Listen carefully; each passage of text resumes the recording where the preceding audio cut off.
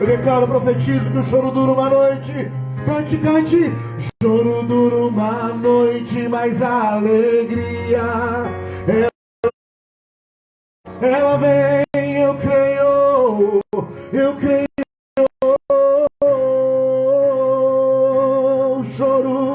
O choro dura uma noite, mas a alegria ela vem pela manhã. Eu creio, eu creio. Lembre de suas lágrimas e cante. O choro dura uma noite.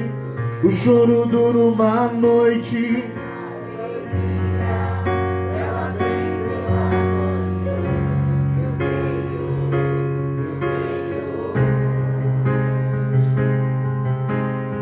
O choro dura uma noite, mas a alegria ela vem pela manhã. Com o nascer do sol brilhará a justiça do Senhor.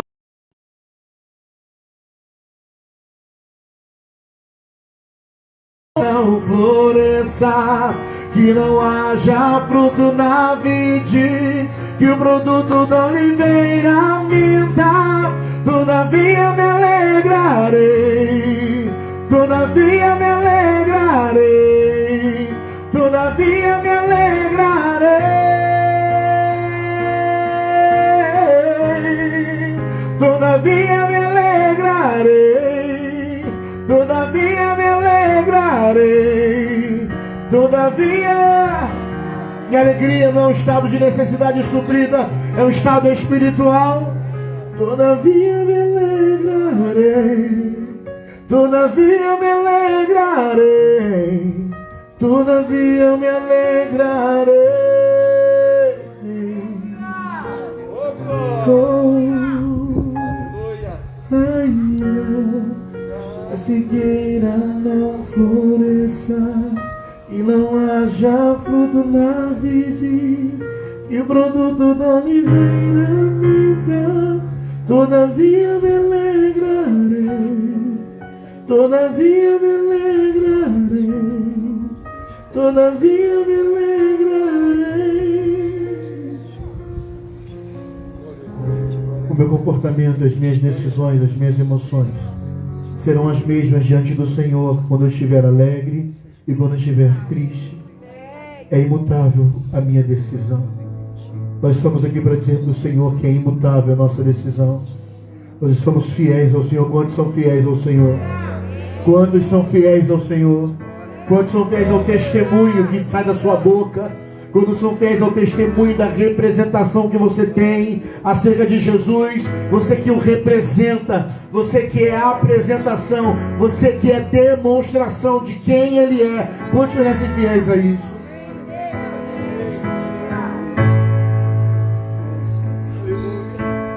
Somos fiéis ao Senhor. A Ti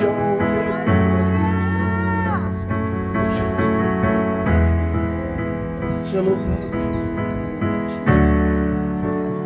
seja honrado o Teu nome para todos sempre.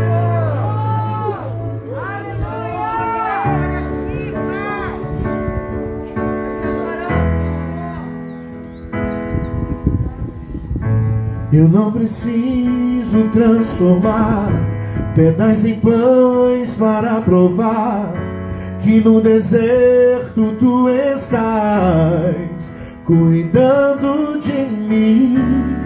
De um lugar alto eu não vou me lançar só para demonstrar o Teu poder. Eu não preciso ver fenômenos para crer em Ti. Não troco nossa comunhão pelo prazer de conquistar palácios, riquezas. Como um deserto isso vai passar, por isso resistindo estou. E quando as minhas forças se esgotar, o Teu anjo vai me alimentar. Te adorar que sustenta-me de pé. Não vou perder a guerra, te louvar em meio às tentações. é mais que estratégia. Posso não ver o amanhã, mas hoje sei que esse deserto vai chegar ao fim. O Senhor está cuidando de mim. Eu não preciso transformar pedras em pães para provar que no deserto tu estás cuidando de mim. De lugar alto eu não vou me lançar, só para demonstrar o teu poder. Eu não preciso ver fenômenos para crer em ti. Não troco nossa comunhão pelo prazer de conquistar palácios, riquezas. Como um deserto isso vai passar, por isso resistindo estou. E quando as minhas forças se esgotar, o teu anjo vai me alimentar. Te adorar é o que sustenta-me de pé. Não vou perder a guerra de louvar em meio às tentações. É mais que estratégia. Posso não ver o amanhã, mas hoje sei que esse deserto vai chegar ao fim. O Senhor está cuidando de mim.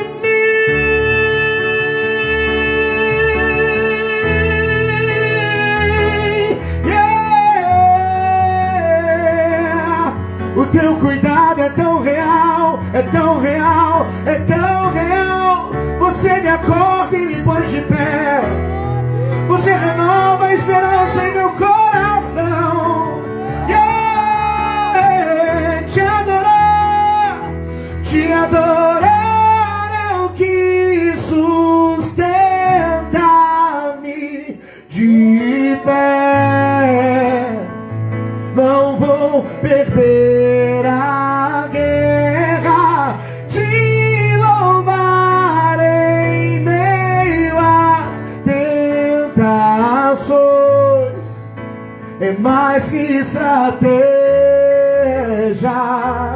Posso não ver o amanhã, mas hoje sei que esse deserto vai chegar ao fim.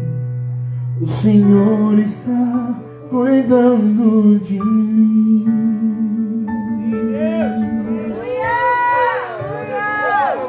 Cuidando de mim. O Senhor é meu pastor e nada me faltará. Deitar-me faz em verdes pastos, guia-me mansamente às águas tranquilas, refrigera minha alma. Guia-me por veredas retas por amor do teu nome, porque ainda que eu andasse pelo vale da sombra da morte, eu não temerei mal algum, porque tu estás comigo. A tua vara e o teu cajado me consolam. Preparas diante de mim uma mesa na presença dos meus inimigos. Unge, Senhor, a minha cabeça com teu óleo, e o meu cálice transborda, porque certamente que a bondade e a misericórdia do Senhor me seguirão todos os dias da minha vida, e habitarei na casa do Senhor por longos dias. Nem todos os dias são fáceis, mas nós nos lembramos do que Ele já fez. Você pode agora fechar os seus olhos e lembrar do que Ele já fez, de quem Ele é, Por isso entregamos, sacrificamos nossa vida. Não porque já reconhecemos quem nós somos, mas misturado a quem nós somos, vendo, sobrepondo, vemos crescendo, vemos maior quem Ele é. Quem Ele é. Nós já conhecemos o limite da nossa força, nós sabemos até onde nós vamos, mas aí a gente começa a enxergar até onde Ele vai, até onde Ele nos leva. E aí eu sei que se você desistir agora, você vai ter o seu direito de descansar, de retroceder. Mas se você não desistir, você vai ser inspiração, você vai ser palavra, você vai ser legado para alguém. Continua. Continua, eu quero te motivar. Não só continua, mas quando você veio para cá, você convidou alguém? Você evangelizou alguém? Que igreja você é? Em que as situações estão te amassando? Nós somos aqueles, irmãos, que é como uma massa de trigo. Quanto mais somos apertados e amassados, mais nós crescemos e desenvolvemos.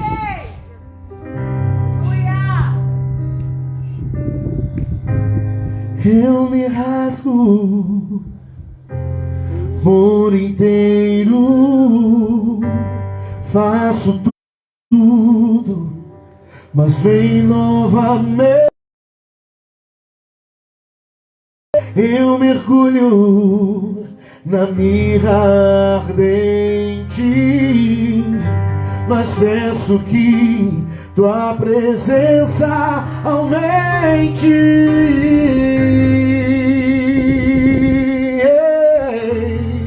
Enquanto eu me rasgo, que a tua presença aumente.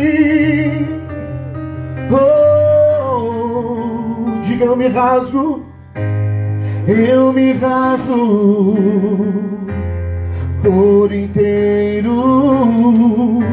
Eu faço tudo, mas vem novamente. Eu mergulho na mirra ardente, mas peço que tua presença aumente.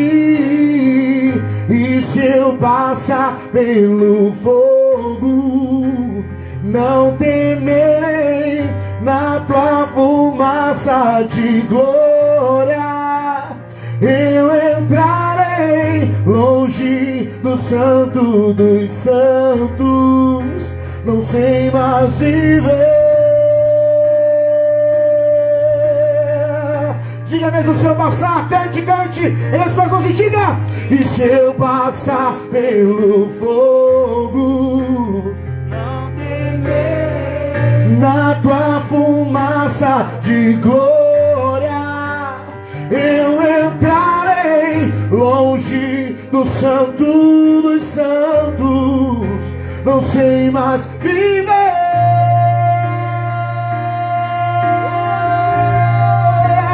Quem já pisou no santo dos santos, em outro lugar, não sabe viver. E onde estiver, clamar pela glória, a glória de Deus.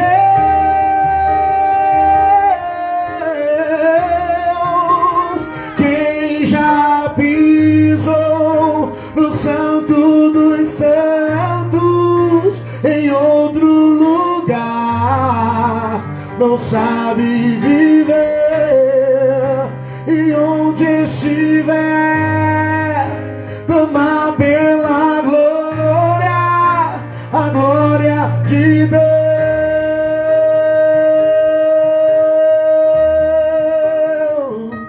Diga, eu me rasgo. Eu me rasgo. Se rasga por inteiro, cante. Faço tudo, mas vem novamente. Eu mergulho na mirra ardente, mas peço que tua presença aumente. E se eu passar mesmo lá, eu não na tua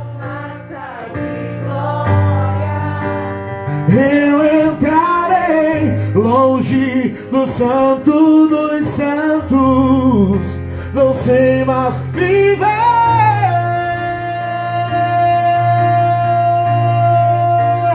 Quem já pisou no santo dos santos, em outro lugar, não sabe viver.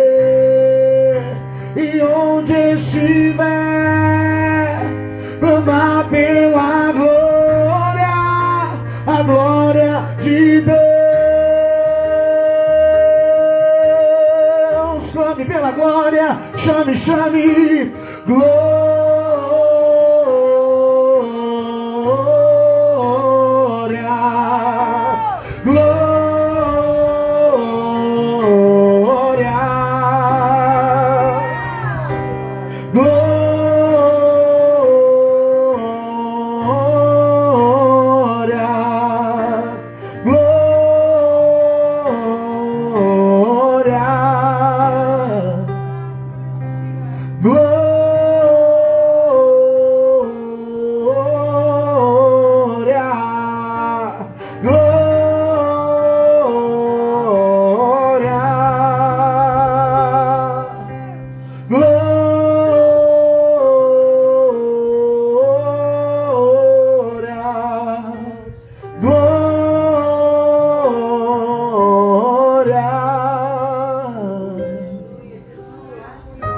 Estevão, pregando o evangelho, anunciando a verdade, foi achado culpado.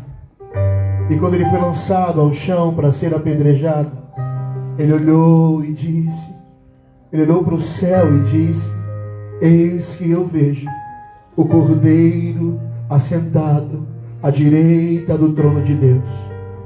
A menção de Estevão trouxe ainda mais ira às pessoas que o apedrejavam e começaram a lançar pedras em Estevão. Mas a Bíblia fala que o rosto de Estevão era como de um anjo. Eu quero hoje te convidar a entrar no ambiente que não é só o teu lugar de chegada, para onde você vai depois que morrer, mas é seu lugar de partida. Você veio dos céus. A Bíblia fala que é Deus quem dá o ventre da que gera. Você nasceu porque Deus te semeou para nascer. Você veio dele, vai voltar para ele. E por isso eu quero te pedir para você relembrar uma coisa quase impossível: como era o lugar de onde você veio, os céus e o trono de Deus. Olha para o céu.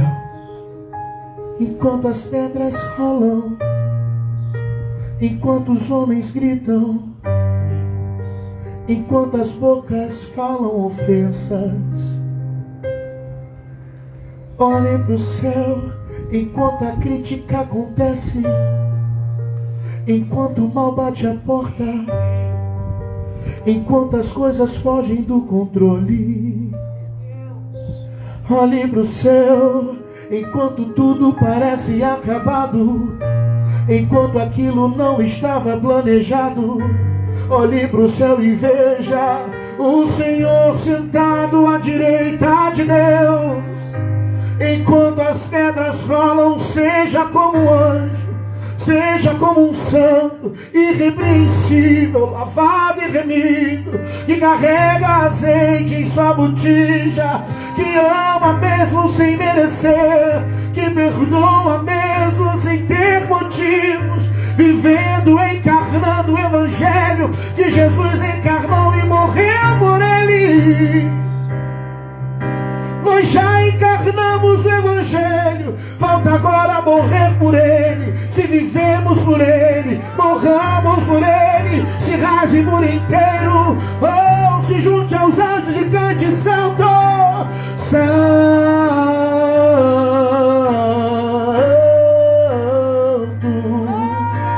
santo. Tu és santo, tu és santo. Santo,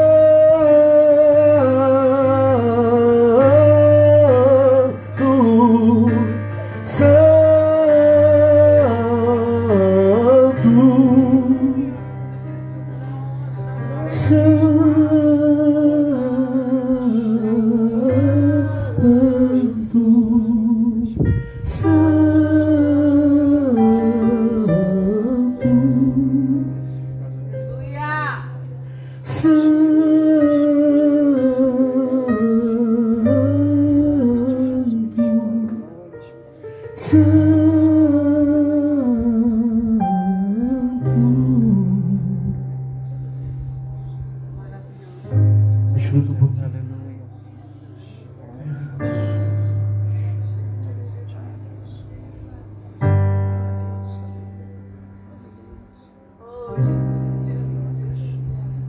Tu és fiel, Jesus. Não me deixa nem um minuto. Não me deixa mesmo quando eu te deixo. Oh, tu és fiel, Jesus. Traçou um plano em minha identidade. Colocou meu nome junto ao teu, no teu destino. Tu és fiel, Jesus. Estou de olhos fechados ao meu futuro, mas sinto tua mão sobre a minha, me conduzindo. Tu és fiel, Jesus. Os pés se ferem na caminhada, mas as mãos estão intactas, seguras, firmes em você. Tu és fiel, Jesus. Porque quando não consigo caminhar, você vem e me renova todas as forças. Tu és fiel, Jesus. Eu sou um plano teu, você há de cumprir. Cada palavra, promessa dita ao meu respeito e sobre mim. Não importa o lugar onde esteja, não importa a opinião dos homens, não importa o recurso ou a realidade. O teu governo é maior do que os governos. O teu reinado é maior que os reinados. Tua medicina é maior do que os médicos. A tua provisão excede a moeda do país. A tua verdade é maior do que a minha. A tua soberania é incontestável. Eu cheguei até aqui. Eu cheguei até aqui. Eu cheguei sustentado como um fantoche em tuas mãos até aqui. E que permaneça assim. Eu sou do meu amado e ele é meu. Eu sou do meu amado e ele é meu. Eu sou do meu amado e ele é meu. Ele não desgruda de mim.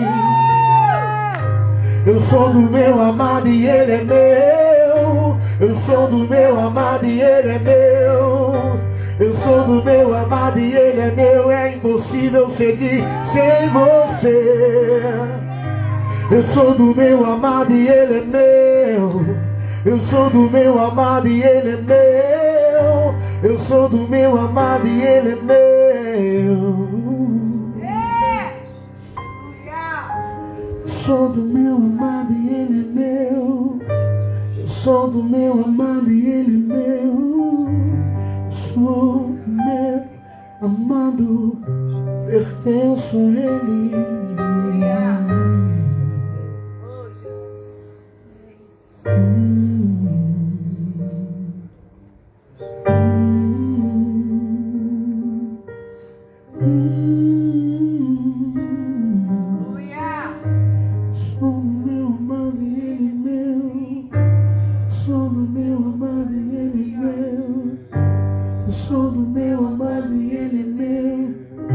Aproveite esse espaço e casa comigo, Jesus. Eu sou do meu amado e ele é meu. Eu sou do meu amado e ele é meu. Eu sou do meu amado e ele é meu. Eu sou do meu amado. Eu não estou sozinho, não. Eu sou do meu amado e ele é meu. Eu sou do meu amado, ele é meu, ele é meu, ele é meu.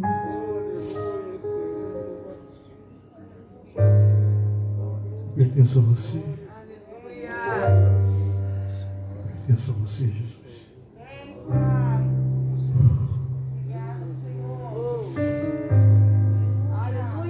Você pode sentar-se por uns minutos, por favor.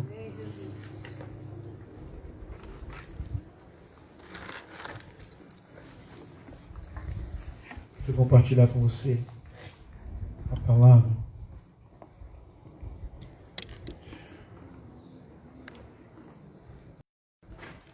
Mas antes de compartilhar uma palavra, eu preciso trazer. Então, queria muito que você tivesse bastante atenção no que eu vou falar agora.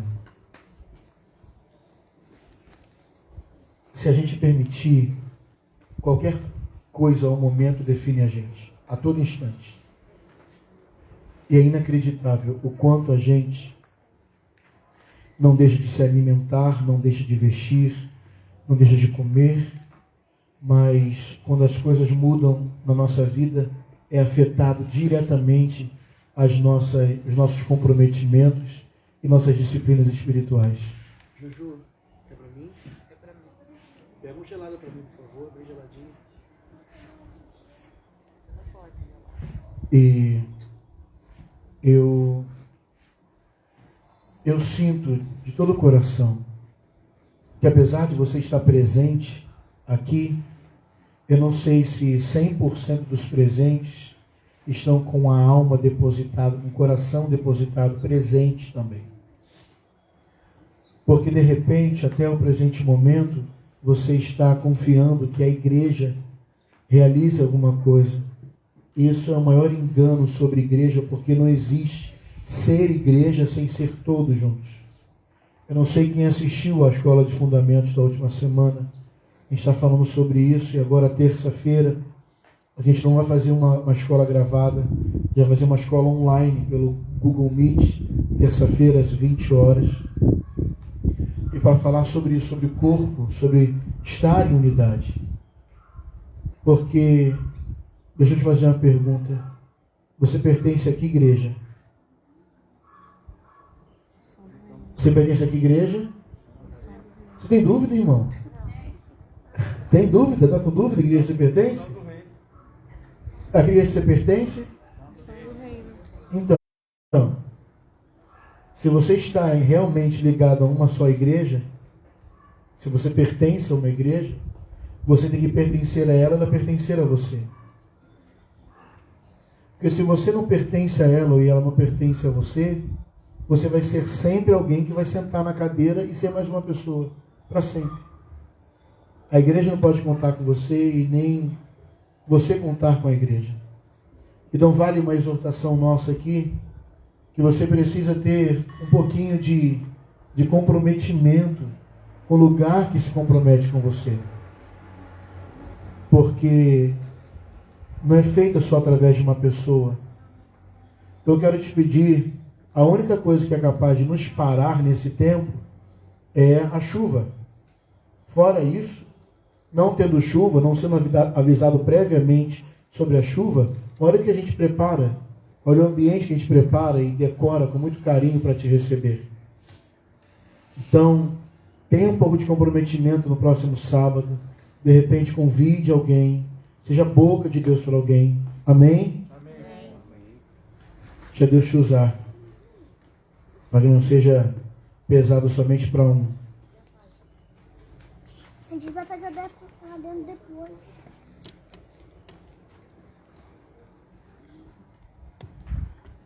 Eu quero hoje falar aqui de uma verdade, porque cada vez mais eu desejo, oro e quero ser comum aos irmãos, apesar de sabermos o papel de cada um na igreja.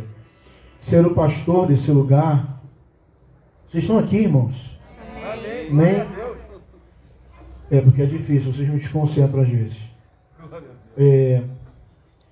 Ser o pastor desse lugar não me dá nenhuma autonomia ou independência. Na verdade, isso é muito saudável para mim, para eu ser transparente quanto a tudo que acontece e não ser sobrenatural. Até porque, apesar dos muitos dilemas, a gente estava conversando sobre isso hoje aqui com a Milena, um testemunho que eu tenho, você pode achar que é espiritual demais, difícil demais, mas é uma verdade. Eu estava falando com a Milena sobre os bichos que me obedecem às vezes não, da grande maioria. E a Priscila falou assim, realmente os bichos te obedecem, né? Eu falei assim, gente, vocês podem achar que é maluquice minha, mas eu lembro que, eu já contei isso aqui, né, do cachorro da minha rua, quando eu era adolescente, que ele sempre me atacava quando eu ia para a igreja. Eu tinha 13 anos, 12, 13 anos, eu tinha que dar a volta por cima de um morro atrás da minha rua, tinha que subir um morro, dar a volta lá por cima, fazer um percurso maior para chegar na igreja, e sempre chegava depois do horário. E aquilo começou a me irritar. E uma vez eu saí de casa e quando eu fui virando assim a esquina, a rua quando faz assim, aquela voltinha assim, né? Tava o endemoniado do cachorro sentado, parecia que ele me esperava naquela hora. E eu comecei a orar e falei assim, não, eu não aceito, Deus, o Senhor deu autoridade para Adão, de todo bicho, Adão tomava até leão, devia tomar até tigre. Não aceito. Esse cachorro ele está repreendido em nome de Jesus, isso vai me dar autoridade de Adão para botar esse cachorro no lugar dele. Eu fiz uma oração assim meio doida, meio com medo. Eu lembro de eu ir seguindo o caminho e sentir a presença de Deus me encher. Eu comecei a orar em línguas altas, e eu confesso que naquela hora, eu comecei a orar em línguas altas para dar um medo pro cachorro também, né? De repente, né? Aquela coisa de varão de fogo dava um medo pro cachorro. E quando eu cheguei perto dele, ele avançou em mim. E quando ele avançou em mim, eu dei uma palavra de ordem para ele. E ele saiu de perto de mim. De repente isso pode parecer loucura para você, mas não é loucura para quem estava aqui no imersão de adoração que o Highlander estava ministrando, quando estavam aqui no dia do Highlander. E a gente começou a preparar o culto, e começou a chover tanto, que a chuva estava entrando por debaixo da telha de barro, que não é comum, se fosse as emendas de telha de zinco, que é mais leve, com vento, mas não é comum, e começou a chover dentro da igreja, vocês lembram disso? E aí a gente começou a ver que o culto ia ter que ser anulado, encerrado, a programação. O Highlander começou a guardar o violão. Aí eu estava arrumando umas coisas, alguns detalhes finais da igreja. A Priscila deu as mãos para os irmãos e começou a orar. Senhor, se for a sua vontade, Senhor, repreende essa chuva, mas seja feita a tua vontade, Deus. Eu estava lá atrás, nos fundos da igreja, e o Senhor falou assim comigo, eu não pedi para você conversar com a chuva, eu pedi para você dar ordem a ela. Porque como está escrito em Salmos, os céus dos céus pertencem ao nosso Deus, mas a terra Ele deu aos filhos dos homens. E aí a gente vamos orar de novo, a oração está errada. Chuva, eu mando você parar agora. É claro que não é um motivo, né, irmãos? Não quero estragar a chapinha, não quero tirar o creme do cabelo, não quero sair na chuva, vou ficar orando para a chuva parar. Mas é um propósito espiritual. E, irmãos, a chuva cessou na hora. Nós temos testemunhos aqui disso. E pessoas chegavam no culto e falavam assim, nossa, que interessante. E já chovendo bem na rua de trás aqui. Aí outra vinha do outro lado e falava, pastor, que interessante. Está chovendo bem na outra rua aqui de trás. Então, nas laterais, nas ruas dos lados, a chuva continuava. Mas aqui a chuva não continuava. E por que eu estou contando esse testemunho todo? Para dizer para você que a sua natureza fragilizada, ela não compete contra Deus. Ao contrário, ela está a serviço de Deus. Jesus, quando se esvaziou e se tornou ser humano, apesar de ele não usurpar o direito dele de ser como Deus, ele não perdeu a autoridade de ser como filho. E às vezes a gente fica meio preocupado e acha que isso é uma grande heresia, quando na verdade isso é a grande realidade do que Deus fez com Adão no Éden. Entregou a terra para o homem cuidar. A autoridade do Senhor já está em nós, foi perdida pelo pecado original, mas o segundo Adão, Jesus Cristo, comprou toda a autoridade nos céus e na terra. E disse para nós, após comprar, se ele compra, ele dá para quem ele quiser. E disse para nós, eis que vos, está em Lucas 10, 19, eis que vos dou poder para pisar serpentes e escorpiões, qualquer força do mal, e não vos fará dano algum. Então existe em nós, apesar da fragilidade, a autoridade. Para pensar, igrejas perseguidas não perdem a autoridade. Pastores chicoteados, açoitados, mutilados, não perdem a autoridade. Pessoas que de repente se reúnem em cavernas, em covas de cemitério. Tem igrejas que pagam para cavar mausoléus, para eles adorarem dentro do mausoléu, porque ali é fora de qualquer suspeita, para não correrem risco de morte. As nossas fases difíceis não nos faz perder a autoridade. É porque de repente você não consegue entender isso, porque duas coisas acontecem. A primeira é que o seu evangelho, ele é muito emocional. Você acredita que as coisas espirituais, elas são verdades quando tudo vai bem, quando é uma grande mentira isso. O espírito, ele não está ligado ao que emocionalmente, financeiramente, estruturalmente vai bem. As noções do espírito transcendem essa realidade. Tanto transcendem que é uma verdade, é que Deus tem prazer na morte dos seus santos. Nós temos tanta limitação em entender espiritualmente, acabamos entendendo emocionalmente, e a gente chora com que Deus ri, porque a gente chora em perder alguém, mas na verdade Deus está feliz, porque espiritualmente transcende essa matéria, transcende isso aqui. Você é uma pessoa cheia do Espírito Santo, amém? Amém. Você é uma pessoa que vive debaixo do propósito de Deus, amém? Amém. Então você precisa aprender a ressignificar o sofrimento. Eu não estou nos melhores dias já tem algum tempo. Não é a melhor fase da minha coerência, pastorado, saúde. Não é a melhor fase. E não há problema em falar isso. Não diminui o senso de autoridade. Porque o Espírito, ele transcende a natureza. Você precisa ressignificar sobre o sofrimento, porque o maior desafio acerca do sofrimento é descobrir o valor pelo que você sofre. Se há valor, se há sentido, se há destino, se está ligado pelo que você sofre. O sofrimento, ele não é uma ferramenta de destruição. O sofrimento não é uma ferramenta de castigo.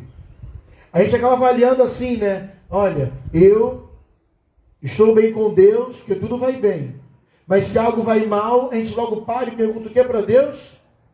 O que eu fiz de errado? Por que Deus está acontecendo isso? O que você está querendo com isso, Deus? Acho que vou consertar. Não, sabe o que é? A gente até brinca assim um pouco, né? Eu acho que eu estou orando pouco. A gente não fala assim, eu falo muito assim. Eu estou orando pouco, porque eu estou passando por uma fase de sofrimento, então na verdade eu estou orando pouco, eu estou mal com Deus, e Deus está demonstrando isso através do meu sofrimento. Você precisa descobrir uma motivação para o teu desgaste. Você precisa descobrir se a tua intensidade vai ter resposta e resultado. Porque você nasceu de um sofrimento. Seja cesariana ou normal, você nasceu de um sofrimento, de uma mutilação. As coisas conquistadas que são duráveis, elas são debaixo de sofrimento. Pega um casalzinho Nutella, que papai e mamãe pagam tudo. Vamos ver quanto tempo o casamento deles dura. Pega um casal que construiu um cômodo, morou nele. E dentro de um cômodo apertado, foi construindo um outro cômodo. E morou no embolso, no chão de piso batido, de piso cimentício. E foi crescendo, e foi crescendo. Pega um casal desse e vê quantos anos duram esse casamento.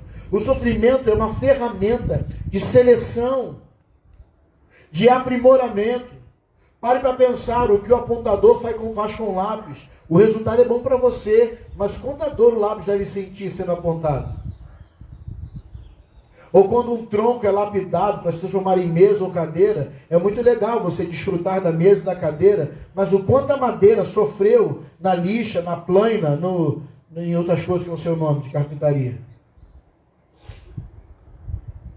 O quanto o produto, para chegar ao produto final do que você usufrui, alguém sofreu pressão, calor, alguém sofreu quebra, foi amassado, foi espremido, foi moldado.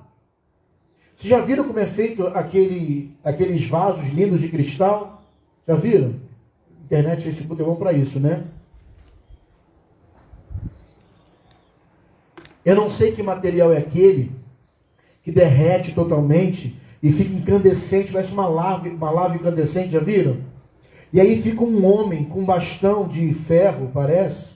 Posso estar uma grande besteira aqui. Debaixo daquela sensação de calor, deve ser uma sensação térmica absurda. E ele fica moldando aquilo, ele corta e bota no fogo e volta, e molda, e vai dando forma. Aquilo que chega na sua mão, bonito e tão delicado, que pelo resultado, você desconhece até qual foi o processo. Mas algo ou alguém sofreu um processo para gerar resultado. Antes de continuar pregando, eu quero dizer uma coisa para você que se esconde de amizades. Vou te falar uma coisa. Deus não defendeu o céu de Lúcifer. Ele deu uma ordem. Ou você acha que quando Lúcifer quis, o chamado Lúcifer, né? Quis um lugar acima do trono de Deus, a terça parte dos anjos, com os outros 2 terços, começaram a brigar, e numa guerra Lúcifer perdeu e foi lançado na terra. Deus não defende o ministério dele. Jesus não defendeu o ministério dele de Judas. Conviveu com Judas, serviu ceia para Judas, lavou os pés de Judas. A Bíblia fala que quando Judas reclama que aquele perfume caro derramado sobre a cabeça de Jesus, na casa de Lázaro, por Maria, deveria ser um perfume vendido e o dinheiro repartido com os pobres. E o evangelista Lucas diz que a preocupação de Judas não era o dinheiro que é dado para os pobres. A preocupação de Judas era o dinheiro para ele. E diz na Bíblia que ele já era ladrão da bolsa de oferta dos discípulos. Então Judas já tinha uma faminha, né? Já sabia. A gente olha para alguns irmãos, já sabe de onde ele vem, né? Tem alguns irmãos que é igual o diabo, vem de passear pela terra e odiar ela. A gente olha e já sabe o nível de opressão, nível de contentamento, nível de relacionamento. A gente sabe disso tudo. Mas nós não temos que defender a nossa vida. Conselho para o Rubem e para a Larissa, que são mais recém-casados, e para todos os casados aqui, você defender seu casamento de alguém, da entrada de alguém, da família, defender é só um desgaste. Porque aquilo que você tiver que atravessar para aprender, você vai atravessar. Romper os ciclos é só um novo começo de Deus te colocar em um outro cenário, em uma outra geografia, mas repetir as mesmas lições até você aprender a conviver com amigos, a conviver com gente abusiva, a conviver com gente sem educação, a conviver com gente difícil, a conviver com gente que é braba. A gente estava discipulando uma pessoa aqui em casa, esses dias, veio aqui, a gente estava orando. Não, meu amigo é Jesus. Eu não confio em ninguém, eu não gosto de ninguém. Como é que pode a gente discipular uma pessoa dessa? Mas dali, nós não somos pastores, tem que cuidar desse povo. Porque para mim é assim, quer me amar como eu sou. Não quer, ó. Não vem assim pra gente, né? Não quer, ó. Problema. Eu falei assim, meu Deus, que doçura. Mas quem foi que disse que você... Primeiro, quem foi que disse que você é tão doce assim? Essa é a mesma coisa que você pensar. Agora, quem foi que disse que você tem que se defender? Quem foi que disse que a sua vida vai ser só doçura, Lari? Ou só dinheiro, Rubem? Ou só carro do ano, Nelsinho? Isso é maravilha, né, Itamara?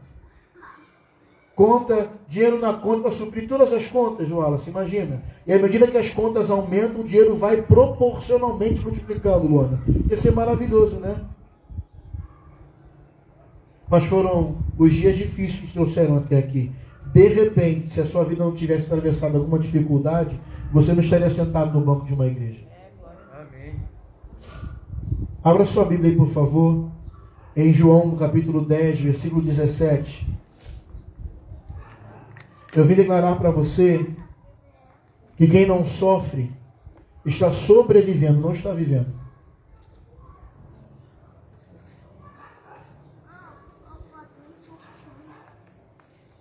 Porque sobrevida é uma parte da vida. Sobrevida é uma reserva da vida. E como parte e reserva, Assim também é a alegria. A vida não é toda alegria. Se você se isenta dos sofrimentos, você não está vivendo. Você não está aprendendo, você não está desenvolvendo. João capítulo 10, versículo 17, você encontrou? Está escrito assim: o Pai me ama, por isso sacrifico a minha vida para tomá-la de volta. É um versículo tão poderoso. Jesus está dizendo o seguinte: o ato do sacrifício, a história do sofrimento, não anula uma certeza quanto à minha identidade. Mesmo eu sendo sacrificado, eu tenho uma certeza: o meu Pai me ama. O meu Pai me ama tanto que Ele está permitindo que eu sacrifique a minha vida, que minha vida atravesse esse processo para eu tomá-la, para eu tomar a minha vida de volta. E nós estávamos conversando ontem.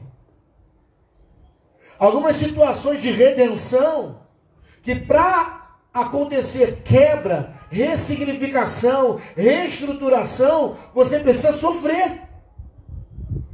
Para repensar modo de pensar, para repensar modo de falar, para repensar modo de sentir, você precisa sofrer. É incrível. Para pensar o que o sofrimento está fazendo com você.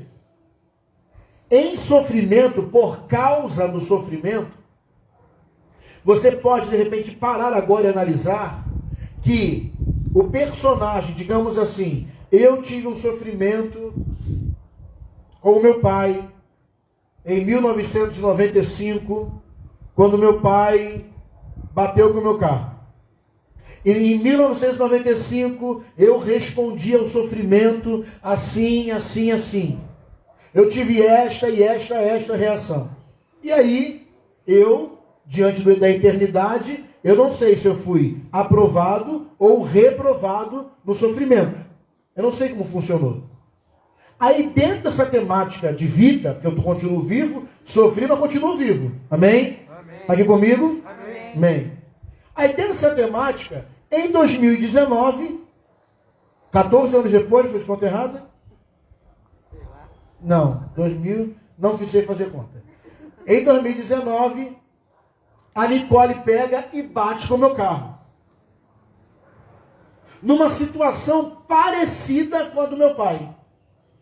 Aí eu te pergunto, quantas vezes alguém vai precisar danificar um bem meu para eu aprender a responder corretamente ao sofrimento? Quando eu sacrifico alguma coisa, quando eu passo por uma experiência de sacrifício, eu estou dando a minha vida para tomá-la de volta.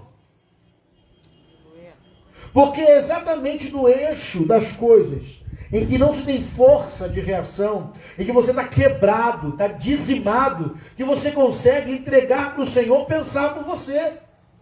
E aí que você percebe que Ele quer tratar você em uma área que você nunca geriu controle, e que você nunca teve percepção, e que você nunca teve inteligência emocional, e que você nunca teve equilíbrio. Aí tem que passar por um sofrimento para poder reagir certo.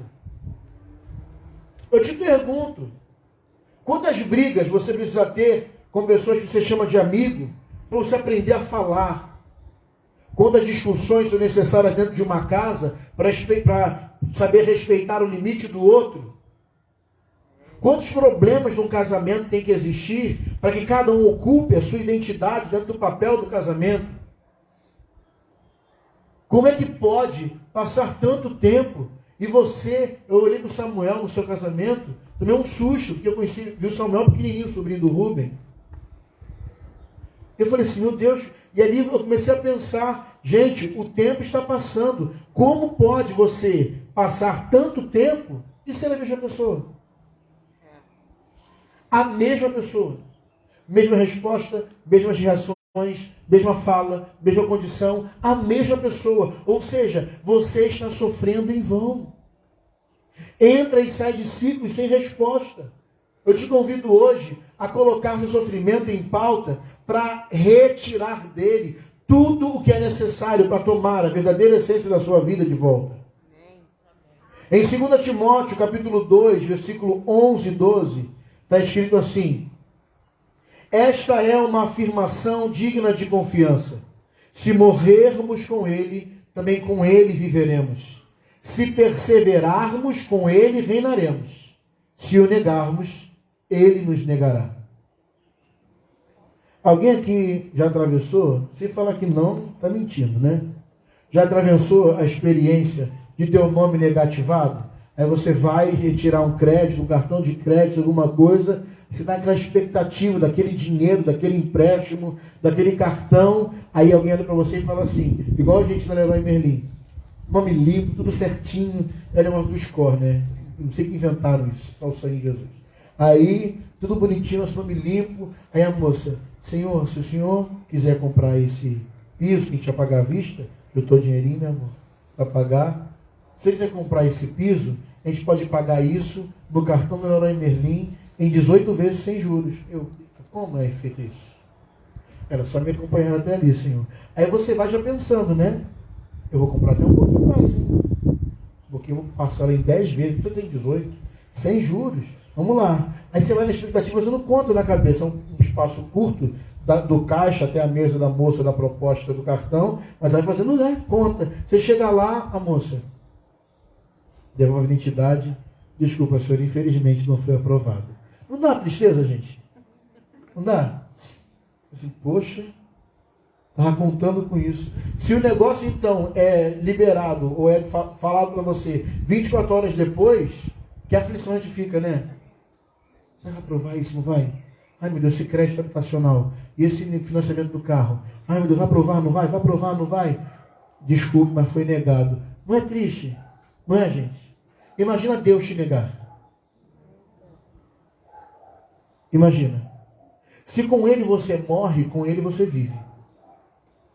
Se você persevera com ele você reina.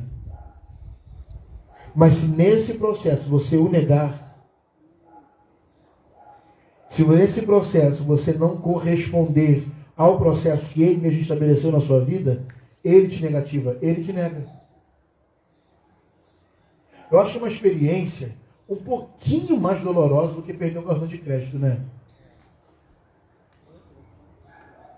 Entender que eu tinha, de repente, daqui a algumas semanas ou alguns meses, eu tinha a condição, a proposta, a palavra de Deus já selada para possuir aquilo, a promessa estava para se cumprir, a porta estava para se abrir, as coisas estariam para acontecer, e no meio do eixo do negócio, eu me comporto mal espiritualmente, eu não correspondo ao processo, eu me comporto de maneira imatura, de maneira infantil, me comporto como uma criança numa guerra de adulto. Aí ele pega e fala assim, eu vou negar você para você aprender um bocadinho. Aprender não, né, gente? Eu vou negar você porque está na minha palavra. Se você perseverasse, você comigo reinaria. Se você morresse, comigo você viveria. Mas porque você não sabe atravessar o processo afirmando, positivando, continuando, perseverando, então eu vou negar você. Hebreus capítulo 11, do 37 ao 39. Hebreus 11, do 37 ao 39.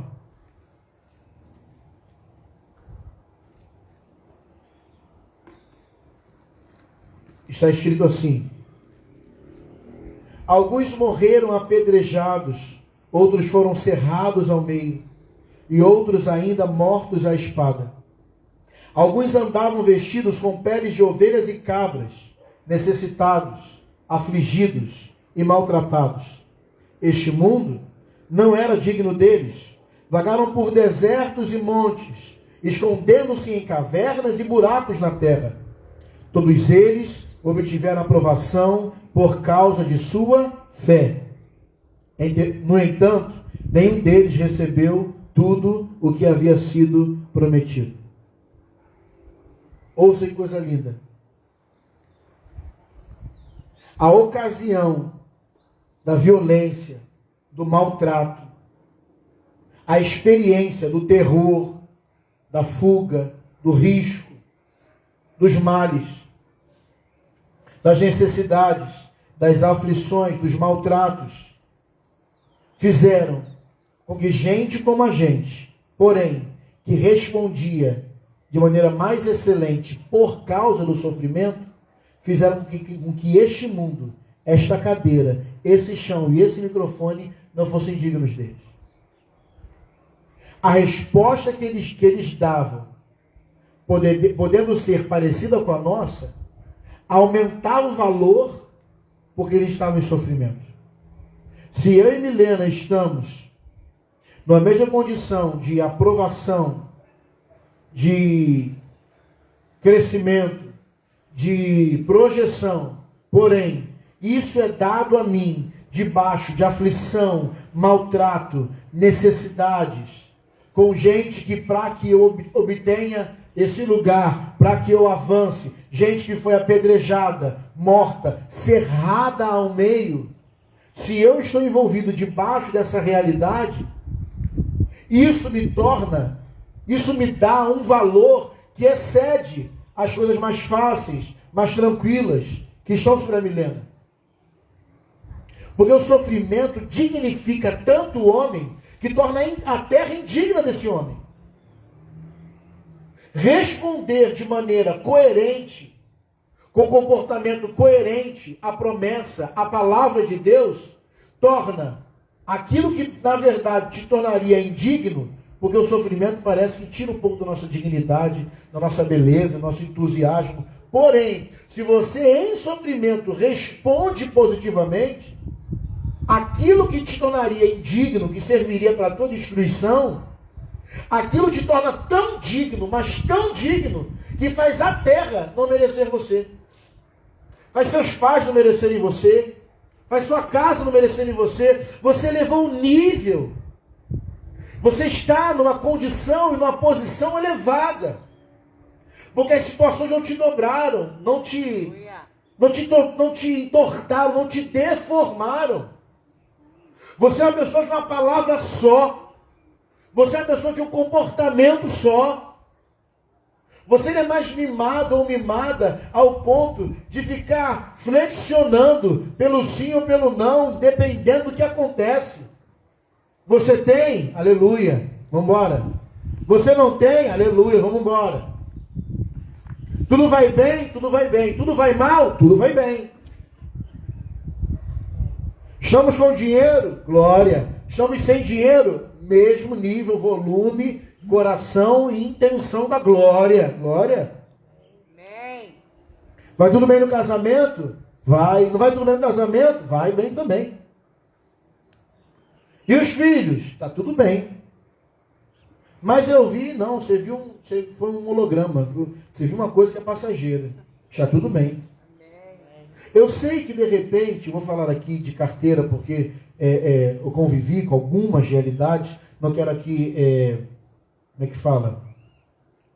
Totalizar, não quero aqui... Generalizar. Obrigado. Generalizar, não são todos os casos, mas eu já reconheci casos de irmãs que, relaxadas com a sua função materna ou matrimonial em casa, se dedicavam à igreja, e isso fazia com que a família acabasse se afastando do evangelho, porque a mãe não era em casa o que era na igreja. Mas eu já vi mulheres dedicadas e eu achava aquilo lindo, porque assim, a palavra tem o meu coração, mas a oração tem minha vida, irmãos. Como eu gosto de orar. Mas eu gosto muito de orar. E desde adolescente eu sempre quis ir em todas as consagrações. Eu lembro que às vezes minhas provas acabavam cedo, e eu saí, passava sempre aquelas portinhas da Assembleia de Deus, estava acabando a consagração, estudando de manhã, né? Mas eu entrava para pegar a bênção final, porque eu aprendi que até se o pastor, na bênção final, estender a mão de abençoar, você recebeu sua vitória. Então toda a consagração eu ia. Que eu pudesse, eu ia.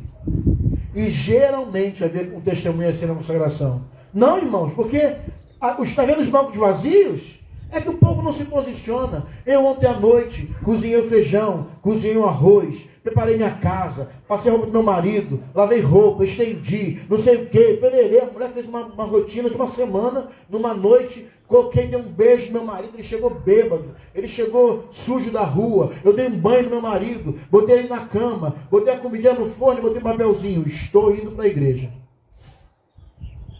Quando uma mulher daquela dava um testemunho naquele momento, eu olhava para ela e falava assim, eu não tenho problema não, gente. Eu ia até chorar para essa irmã, pedir oração, eu vou até orar por ela. Porque ela elevou o nível do negócio. Ela elevou qualquer palavra minha de queixa. Eu vou reclamar? Eu não tenho nem do que reclamar. Aí você fica assim, meu Deus, mas assim, que mulher de Deus, gente. Que mulher é essa, gente? Uma que eu vi um testemunho então, que ela durante anos, não recomendo a ninguém, o povo está assistindo, não recomendo a ninguém, é testemunho da mulher. Anos, assim, 20 anos. Ela sabia que a vizinha tinha um caso com o marido. E em caso de prostituição, fique à vontade para se separar, que a Bíblia te libera. Que o Senhor, através da palavra, te libera. Mas amém. E ela, durante todos esses anos, cozinhava para a vizinha. Porque Deus falou com ela, que ela fazendo bolo para a vizinha, fazendo bolinho de chuva, fazendo pudim, cozinhando para a vizinha, Deus devolveria o marido dela para ela. Então ela ia orando e fazendo bolo para a vizinha. Pensa, gente. E aí, dentro dessa temática de fazer bolo para a vizinha, ela chegava e falava assim, ela contou para a gente, que um dia a vizinha chegou para ela e falou assim, eu não posso continuar com seu marido, que você sabe que está comigo, porque você me constrange. O seu amor me constrange. Ou seja, é um exemplo extremo, em nome de Jesus, viu, gente? Mas é um exemplo extremo demonstrando que é possível responder diferente ao sofrimento. E quando você responde diferente ao sofrimento, dado a sua realidade, dado a direção do Senhor para a sua vida, você eleva o nível. Você eleva o nível.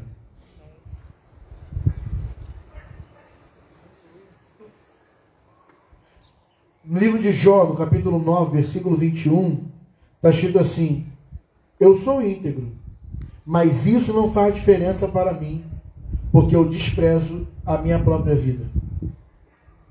Essa palavra desprezo, no original, uma das traduções é, porque eu não dou valor à vida que carrego. Isso é tão legal.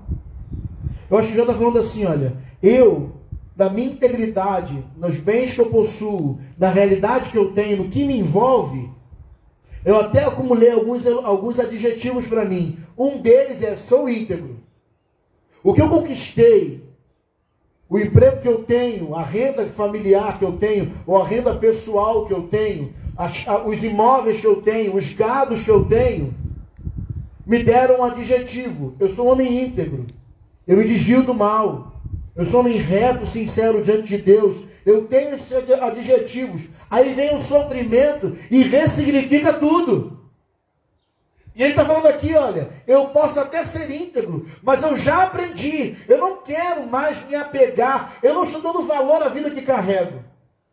E você sabe qual é a última experiência de Jó? O que ele declara no final do capítulo que diz sobre sua história? Ele diz acerca de si mesmo, com o ouvir dos meus ouvidos, eu ouvi falar de ti. O Wallace já falou, eu já ouvi. A Deise contou testemunho, eu já ouvi. A Vilma já ouvi. O Ronaldo eu já ouvi. Mas agora, Senhor, eu não estou me alimentando mais da história dos outros. Agora os meus olhos te veem. E como é que os olhos dele foram abertos para a percepção do que Deus tinha? Através do sofrimento. Para encerrar, irmãos. É um texto longo. Gálatas 1, do 1 ao 17. Está escrito assim. Eu, Paulo, apóstolo nomeado não por um grupo de pessoas, não por alguma autoridade humana, mas pelo próprio Senhor Jesus Cristo e por Deus o Pai, que ressuscitou Jesus dos mortos, escrevo esta carta, com todos os irmãos que estão comigo, para as igrejas da Galácia. Que Deus, o Pai e nosso Senhor Jesus Cristo lhes dê em graça e paz. Jesus entregou sua vida por nossos pecados, a fim de nos resgatar deste mundo mau, conforme Deus, nosso Pai, havia planejado. Toda glória a Deus para todos sempre. Amém. Admiro-me que vocês estejam se afastando tão depressa daquele que os chamou para si por meio da graça de Cristo. Vocês estão seguindo um caminho diferente, que se faz passar pelas boas novas, mas que não são boas novas de maneira nenhuma. Estão sendo perturbados por aqueles que distorcem deliberadamente as boas novas de Cristo. Que seja amaldiçoado qualquer um, incluindo nós, ou mesmo anjo, que anunciar boas novas diferentes das que nós temos lhes anunciado. Repito o que antes disse: se alguém anunciar boas novas diferentes das que vocês receberam, que seja amaldiçoado. Acaso estou tentando conquistar a aprovação de pessoas? Ou será que procuro a aprovação de Deus? Se meu objetivo fosse agradar as pessoas, eu não seria servo de Cristo. Irmãos, quero que vocês entendam que a mensagem das boas novas, por mim anunciada, não provém de raciocínio humano. Não a recebi de fonte humana e ninguém ensinou a mim. Ao contrário, eu a recebi por revelação de Jesus Cristo. Vocês sabem como eu era quando seguia a religião judaica, como perseguia com violência a igreja de Deus. Não media esforços para destruí-la. Superava a muitos dos judeus de minha geração, sendo extremamente zeloso pelas tradições de meus antepassados. Contudo, ainda antes de eu nascer, Deus me escolheu e me chamou dele revelar seu filho a mim, para que eu o anunciasse aos gentios. Quando isso aconteceu, não consultei ser humano algum.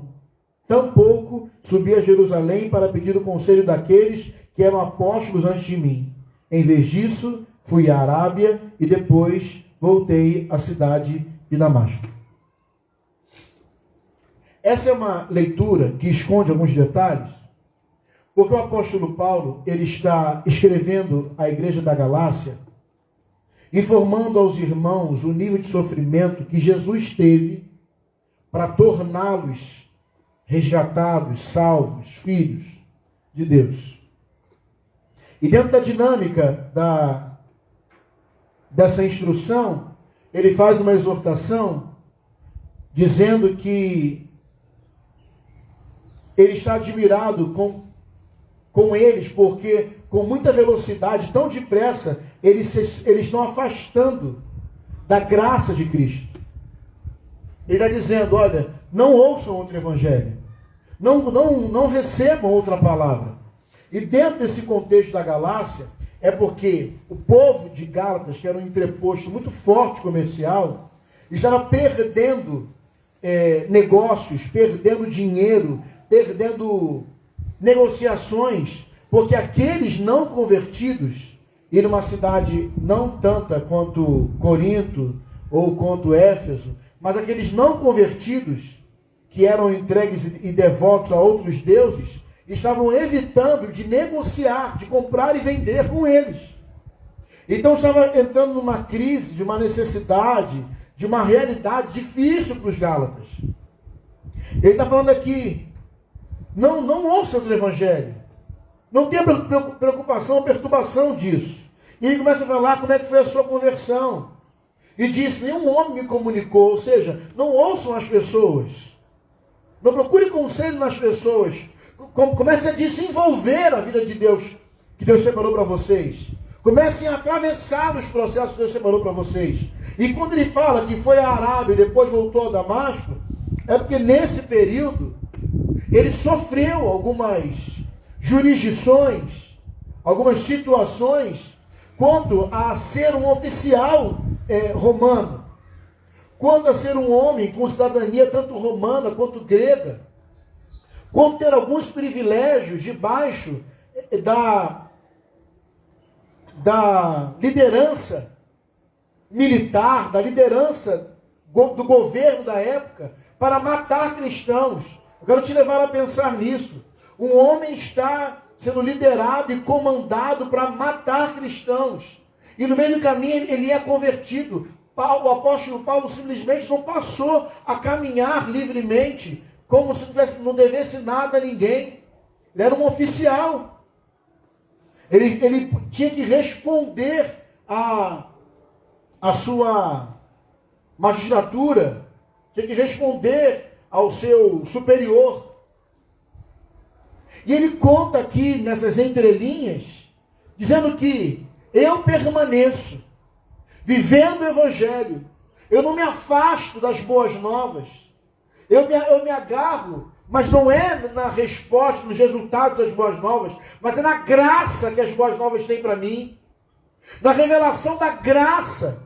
Mesmo que perdendo os direitos de cidadania grega ou romana, ou na verdade, não perdendo, mas tendo uma guerra, não posso dizer jurídica, mas é como se fosse, dentro da jurisprudência, dentro da realidade do governo, perdendo os privilégios como oficial, sofrendo retaliações, perigos, risco de morte, apedrejamento, expulsão de cidades. O cara tinha autorização para entrar onde quisesse. E começa a ser expulso, começa a ser alguém depreciado. Ele diz aqui, olha, mesmo diante de toda essa dinâmica, eu não me afasto da raiz das boas novas. Eu estou agarrado na graça. Eu estou dizendo para vocês, não se afastem tão depressa. Suportem. Se continuar lendo o livro de Gálatas, é sobre isso, essa transformação do contentamento, essa transformação da resposta, essa transformação interior quanto às necessidades, quanto às pressões externas, quanto às necessidades financeiras. Você precisa transformar o seu contentamento dentro do sofrimento, porque para você que é cristão, o sofrimento tem uma outra significação, tem uma outra expressão. Você já sabe que depois desse sofrimento, algum tipo de resposta, de palavra vai surgir. Algum tipo de transformação, de melhoria vai acontecer. Se não melhorar dentro da pauta de assuntos que você construiu, dos tópicos de resposta de oração que você quer, vai melhorar você. Enquanto Deus está usando alguma coisa para te transformar, esta coisa não vai ser transformada. Porque essa coisa é o teu aguilhão. Essa coisa é o teu espinho na carne, o teu instrumento de transformação. Então dê respostas à graça das boas novas. Comporte-se como as boas novas manda. Merece ou não merece? Amor e perdão. É mãe, você é mãe. Então cuide como mãe. Você é pai, cuide como pai. Você é casado, cuide como casado. Você é casada, cuide como casada. Ah, não merece. Não merece, vai passar a merecer. Você é solteiro, honre seus pais. Você casou-se, mas seus pais são vivos, honre seus pais. Você trabalha, está escrito em Efésios capítulo 6 ou 5, se eu não me engano, devemos trabalhar para os nossos patrões, servindo a eles como servimos ao Senhor, por causa do nosso testemunho. Você trabalhe com dedicação, faça o seu melhor. É trabalho árduo, é fácil, difícil, te valorizam, não te valorizam, te fazem bem, te fazem mal, não importa o que as expressões, as palavras, as opiniões externas a tua identidade. Importa que você entende que você já não é a mesma pessoa. Importa que você vai ter uma ressignificação quanto ao seu sofrimento. Amém. Ele não te guia mais. Ele não é mais resposta nem resultado para você. Ele é somente uma fase criada pelo próprio Deus, uma cruz, tomando a tua vida. Mas já já você vai tomá-la de volta. E quero declarar para você, assim como diz que quem com ele morre, com ele vive, Jesus ao ser morto, não retornou igual. Ninguém que sofre e responde bem ao sofrimento, retorna da mesma maneira. Se você sofre e responde bem ao sofrimento, pode aguardar com toda certeza. Aqueles que morrem crucificados aí no seu sofrimento vão ter uma gotinha, né? Um dia vai ser total.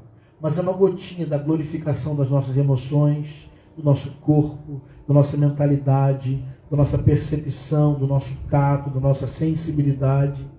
Você atravessa aquilo respondendo de maneira correta diante de Deus. E a sua vida é totalmente transformada. E pode ter certeza, ainda que não digam, estão vendo o quanto o sofrimento, essa fase e esse tempo está construindo em você. Amém? Amém. Pode ficar de pé, por favor. Por favor, Rubens, senta aqui. Senta, por favor.